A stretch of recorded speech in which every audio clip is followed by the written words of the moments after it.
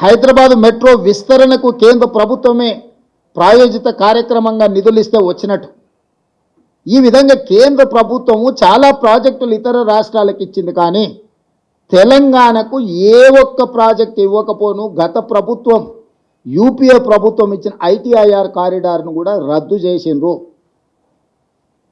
Semi conductor మనకు వచ్చింది ఆఖరి నిమిషంలో సంతకం పెట్టే సెమీ కండక్టర్ ప్రాజెక్టును కూడా హైదరాబాద్ నగరానికి మంజూరు అయిపోయి భూ కేటాయింపులు అన్నీ ఇచ్చిన తర్వాత ఆ ప్రాజెక్టును నరేంద్ర మోడీ గారు ఒత్తిడి చేసి ఆంధ్రప్రదేశ్కు పంపించింది. కొన్ని పెట్టుబడులు తెలంగాణకు వస్తే తెలంగాణలో పెట్టుబడులు పెడతామని పూర్తిగా ఒప్పుకున్న తర్వాత ఆ ప్రాజెక్టులను గుజరాత్కు తరలించకపోయారు.